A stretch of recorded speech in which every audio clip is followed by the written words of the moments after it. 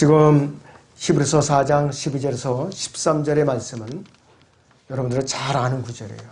평상시에 잘 아는 구절이고, 그래서 제가 제목을 인격화, 의인화된 성경이라고 제목을 붙였습니다. 이 인격화라는 말의 의미는 어떠한 사물에 대해서 사람의 인격으로 다루는 거예요. 어떤 사물에 대해서 사람의 인격으로 다루는 겁니다. 그리고 의인화를 하면 어떤 사물에 대해서 사람으로 묘사하는 거예요. 의인화라는 것이. 그런데 기록된 성경이 이 두 가지 특성을 다 갖고 있어요. 인격화되어 있고 의인화되어 있어요. 기록으로 남겨졌는데도 불구하고. 그 성경을 함부로 대해서도 안 되죠. 죽은 것으로 여기면 큰 거 다지는 거예요. 성경은 살아있어요. 능력이 있어요. 사람의 마음을 꿰뚫는 능력이 있어요. 그래서 다시 거기 12절을 보겠습니다. 하나님 말씀 살아있고 능력에서 양날이 있는 어떤 칼보다도 예리하여 혼과 영 그리고 관절과 옷을 찔러가리고 마음의 생각들과 의도들을 판별하느니라 그랬습니다. 사람의 속마음을 꿰뚫어 보는 거예요. 또 사람의 속마음을 꿰뚫어 볼 뿐만 아니라 아주 분별하고 판별하고 감시하는 능력이 있어요. 초자연적인 능력이 있어요. 13절을 보면은요, 어떤 피조물도 그분 앞에 나타나지 않은 것은 하나도 없나니 그랬어요. 모든 사람이 시험의 대상이에요. 감찰의 대상이에요. 여기서 그분 앞에 그랬어요. 이 그분 앞에라는 것은 그분이 누구냐? 예수님도 아니고 성령님도 아니에요. 하나님의 말씀에 그 12절이라는 하나님의 말씀을 받는 것이. 이 말씀은 모든 사람을 포함하고 있어요. 자, 그런데 이 말씀을 인격화시켜서 기록하고 있는 거예요. 13절에서. 여기서 하나님께서는 하나님의 말씀은 살아있고 능력이 있어 양날이 있는 어떤 칼보다도 예리하여 그랬어요. 하나님의 말씀은 어떤 칼보다도 예리하다 그랬어요. 베드로가 혈기를 부리고 큰 칼을 그냥 빼가지고서 제사장의 귀를 갖다 그냥 잘라서 내리친 그런 칼이 아니에요. 이거는 보이지 않는 칼이에요. 또 우리가 그 날을 갖다가 가는 방법도 달라요. 그거는 숫돌에다 갈 수 있죠. 빗발에다 갈 수 있고. 기록된 이 말씀의 칼은 어디다 가느냐. 우리가 기도로서 무릎을 꿇음으로써 묵상함으로써 갈아내는 거예요. 그냥 갈아지는 거 아니에요. 숫돌로 다 하는 게 아니에요. 이거 하나님 말씀의 칼은 숫돌로 가는 것이 아니에요. 그만큼 우리 골수를 쏟아내야만 갈아지는 것이에요. 바로.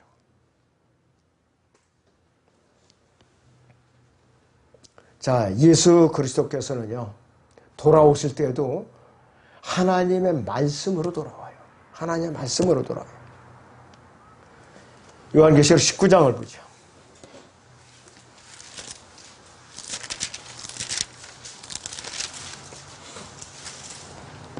11절부터 보죠. 요한계시록 19장 11절부터 보겠습니다. 또 내가 하늘이 열린 것을 보니 흰 말이 보이더라. 그 위에 앉으신 분은 신실과 진실이라 불리며 의로 심판하고 싸우시더라. 그에는 불꽃 같고 머리에는 많은 왕관이 있고 또 한 이름이 기록되어 있는데 그 자신 외에는 아무도 모르며 피에 적신 옷을 입었는데 그의 이름은 하나님의 말씀이라고 불리더라. 그랬어요. 재림하시는 예수 그리스도께서 하나님의 말씀이라고 불리더라. 이랬어요.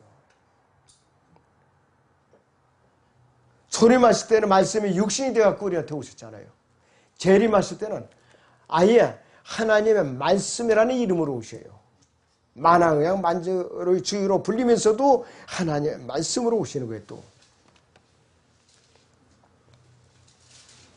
자, 그렇기 때문에 이 성경은 인격체요. 인격체라 이것이. 그리고 이 성경은 하나님 자체예요. 이 성경이 하나님 자체라고요. 갈라디아서 3장 8절을 보겠습니다.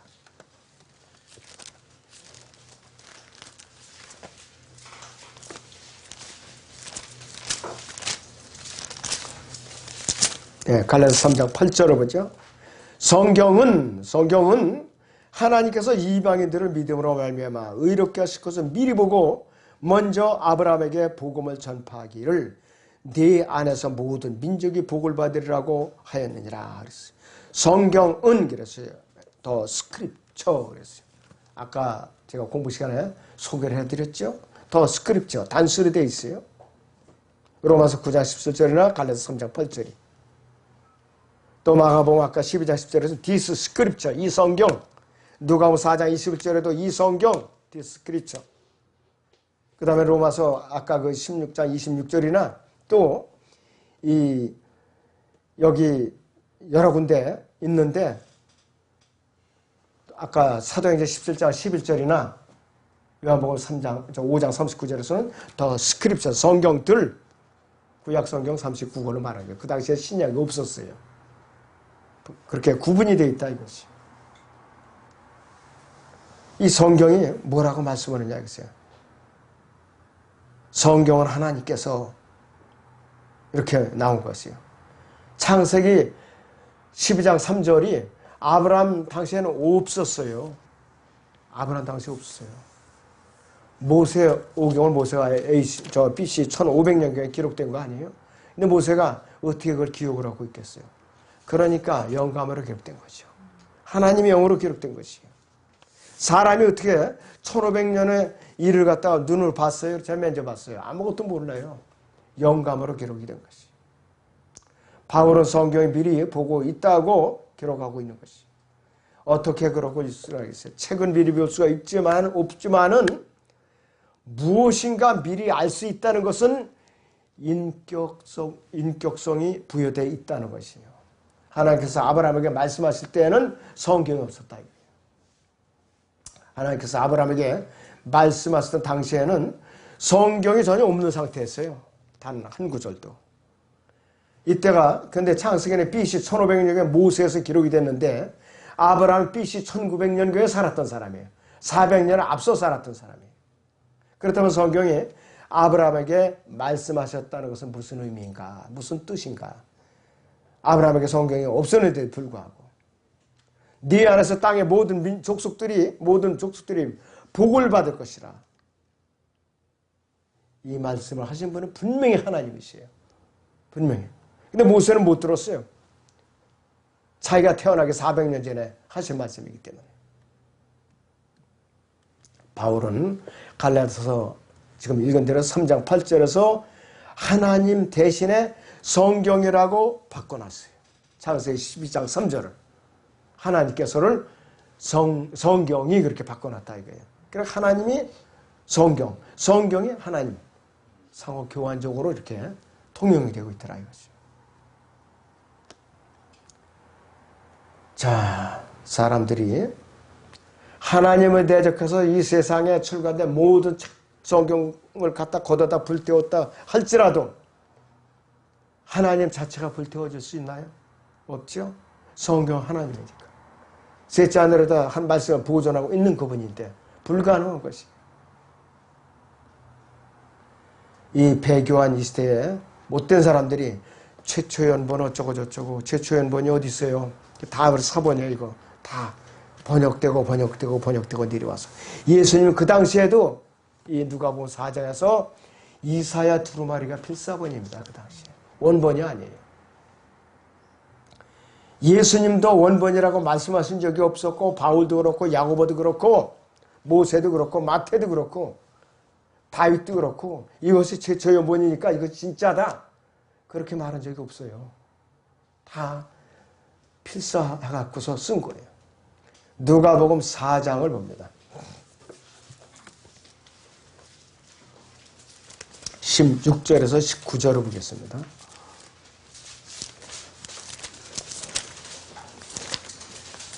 누가복음 4장 16절에서 19절을 보죠. 주께서 자라나신 나사렛에 오셔서 자신의 관례에 따라 안식일의 회당에 들어가서 성경을 읽으시려고 서 있더라 그랬습니다. 근데 여기서 선지자 이사야의 책을 들이니 그 책을 펴시고 이같이 기록된 부분을 찾으시더라. 주의 영이 내게 임하시니 이는 가난한 자들에게 복음을 전하게 하시려고 내게 기름을 부으심이라. 그가 나를 보내셨으니 이는 마음이 상한 자를 치유케 하시며 포로들에게 구원을 선포하고 눈먼 자를 보게 하고 짓밟힌 자들을 해방시켜주고 주의 기뻐 받으신 애를 전파하게 하심이라. 이렇게 말씀을 하고 있어요.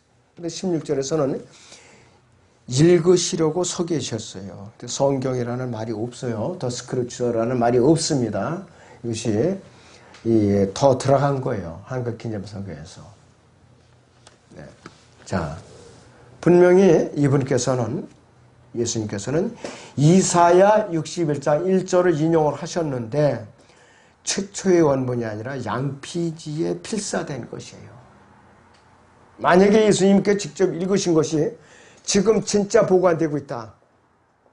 사람들이 또 그걸 사들이라고 하면 몇억 원 불릴 거예요. 그 한 줄에. 몇억 원씩 내고 살려고 아우성 칠 거예요. 이 쿰란 동굴에서 발견된 필사본이 딱 두 구절인가 그래요. 영국 박물관에서 발굴 당시에 몇억 원에 사갔어요. 우리나라는 몇억 원에. 단 몇 줄을 갖다가. 참.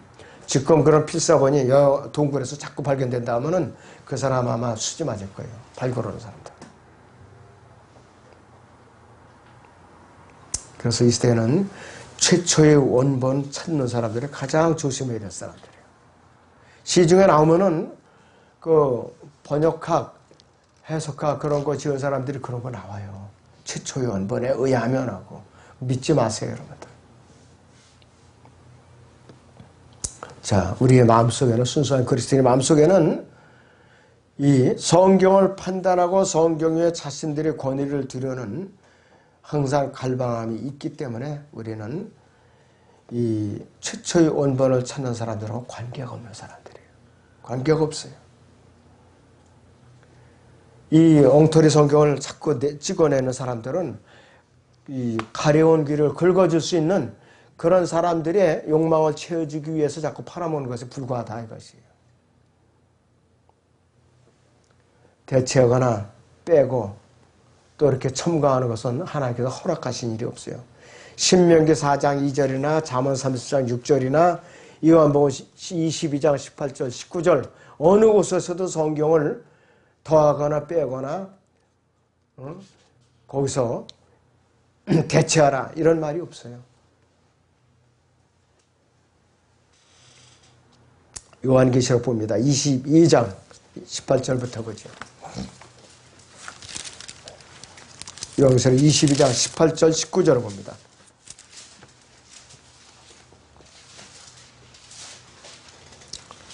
이는 내가 이 책의 예언의 말씀들을 듣는 각 사람에게 증거함이니 누구든지 이것들에 더하면 하나님께서 이 책에 기록된 재앙들을 그에게 더하실 것이요. 또 누구든지 이 예언의 책의 말씀들에서 삭제하면 하나님께서 생명의 책과 거룩한 도성과 이 책에 기록된 것들에서 그의 부분을 제하여 버리시라 그랬어요. 제하여 버리시라 그랬어요. 두려운 경고예요. 너무나도 두려운 경우인데 여러분들하고 관계가 없어요. 하나님의 말씀은 절대 무하죠. 감히 피조물인 연약한 육체를 가진 인간이 자기 마음에 안 든다고 무조건 마음대로 손대면 안 돼요. 아무리 사람이 하나님의 말씀을 인간이 불태워버리고 발버둥을 칠지라도 네로 황제 시대에도 그 성경 엄청나게 불태웠다 그래요. 그 당시에도. 근데 지금 우리가 이렇게 보고 있잖아요. 그런데 마태복음 24장 35절 보면은 하늘과 땅은 없어져도 내 말들은 결코 없어지지 아니하리라 이렇게 못 받고 있어요. 마태복음 24장 35절이나 요한복음 10장 35절에도 그렇고. 자, 아까도 읽었지만은 로마서 9장 17절을 보죠. 로마서 9장 17절.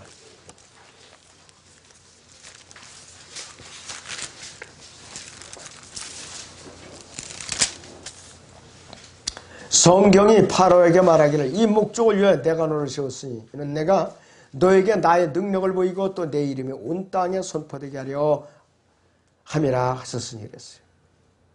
마땅히 이 자리에 하나님께서 바로에게 말하기를 이렇게 나와야 돼요. 근데 하나님 대해서 성경이라고 그랬어요. 모세가 바로에게 말했을 때 출애굽기 앞부분의 상황이 전개될 당시에 성경이 전혀 없었어요. 모세는 출애굽하고 나서 출애굽기를 기록한 거예요. 그리고 십계명도 이 출애굽기 19장 20장에 와서야 시내산에서 받았어요. 그것도. 성경이 바로에게 그렇게 말한 것이 아니었는데 과연 누가 바로에게 말하는 것이에요.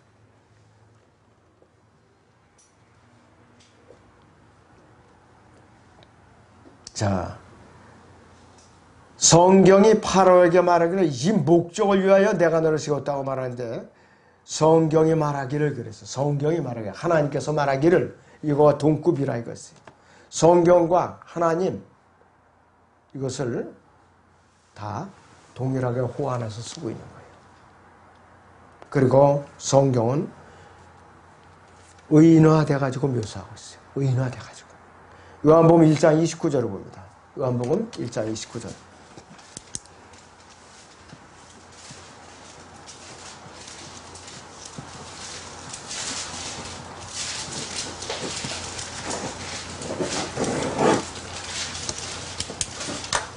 그 다음날 요한이 예수께서 자기에게 오시는 것을 보고 말하기를 보라 세상 죄를 지고는 하나님의 어린 양이라. 하나님의 어린 양이라. 36절에서도 마찬가지로 후반부에 그렇게 의인화하고 있죠. 그리고 출애굽기 12장에서는 출애굽 6월절을 통과할 때 점도 없고 흠도 없는 바로 그 어린 양이 요한복음 1장 29절에 그 예표였어요. 벌써 이사야 선지자는 아주 이사야 53장 전체를 그렇게 기록하고 있어요. 이사야 53장 1절에서 7절을 같이 보겠습니다.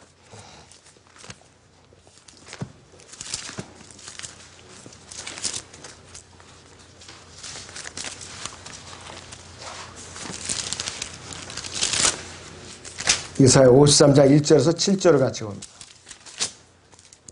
우리의 전한 것은 누가 믿었어요? 주의 팔이 누구에게 나타났냐? 이는 그가 그 앞에서 연한 싹 같고 마른 땅에서 나온 뿌리같이 자랄 것이며 그는 모양도 우아함도 없으시니 우리가 볼 때에 그런 흠모할 아름다움도 없음이라. 그는 사람들에게서 멸시받고 거부되었으며 슬픔의 사람이며 질고에 익숙한 사람이라 우리가 우리의 얼굴을 그로부터 숨긴 것 같이 그는 멸시받았고 우리는 그를 존중하지 아니하였도다. 실로 그가 우리의 즐거움을 지고 우리의 슬픔을 지었는데도 우리는 그가 형벌을 받아 하나님께 맞으며 고난당한 줄로 생각하였도다. 그러나 그는 우리의 허물로 인하여 상처를 입었고 그는 우리의 죄악으로 인하여 상하였도다. 우리의 화평이 위한 징계가 그에게 내려졌고 그가 맞아 채찍으로 우리가 치유되었도다. 우리는 모두 양같이 길을 잃어 각자 자기의 길로 돌이켰으나 주께서는 우리 모두의 죄악을 그에게 지우셨도다. 그가 억압을 당하고 고난을 당해도 그의 입을 열지 아니했으니 그가 어린 양처럼 도살장으로 끌려가며 또 털 깎는 자들 앞의 양이 말 없듯이 그가 자기 입을 열지 아니하였도다. 그랬습니다. 빌라도 앞이나 대제사장 앞에서도 굳이 변명을 안 하셨어요. 결정적인 것만 한두 마디 하고 안 하셨던 분이에요. 바로 이 의인화된 이분에게 진노를 쏟아부으셔서 오늘날 저나 여러분들이 구원을 받게 되었고 이렇게 만난 거예요. 서로 만나게 된 거예요. 영적 호흡을 같이 하게 됐어요. 그리고 셋째 하늘 향해서 가는 그 한 군의 대열에 같이 이렇게 끼어 들어와 있는 거예요. 지금. 하늘로 난 고속도로 지금 타고 올라가냐고 스타트선에 서 있는 거죠. 나팔 소리만 들리면 우리는 변화돼서 올라가는 것이에요. 무엇으로? 예수님의 공로로. 그분의 피로써 구속을 받고 성령으로 거듭났고 지옥으로 달려가다가 우리는 180도 돌려서 셋째 하늘의 영생의 길로 이렇게 방향을 바꾼 것이에요. 누가 바꿔주셨느냐? 예수님께서 그분이 은혜로서. 그래서 인격화되고 의인화된 이 성경의 위력이 얼마나 대단한가. 여러분들 인격화되고 의인화되었다 이것이. 생명력 있고 살아있어요. 그래서 종이 조각으로 생각하면 그 사람한테 할 말 없어요. 그 사람한테는 막말로 그 생각이 없는 사람들은 성경책도 그냥 공부서에 갖다 팔아먹어요. 그냥 페이지를 팔아먹는다고요. 모르니까. 근데 우리는 생명력이 있는 살아있는 말씀이기 때문에 존중하죠. 아무리 낡았어도 최신 성경은 있었어도 존중하는 것이에요. 그렇기 때문에 주님께서 오실 때까지 성경은 내 손에서 멀리 띄워놓고 살려고 발버둥을 치면 그 사람은 위험한 사람이에요. 되도록 나하고 가까이 성경을 이제 껴안고 내 품에 가까이 지내시기 바랍니다. 기도하겠습니다.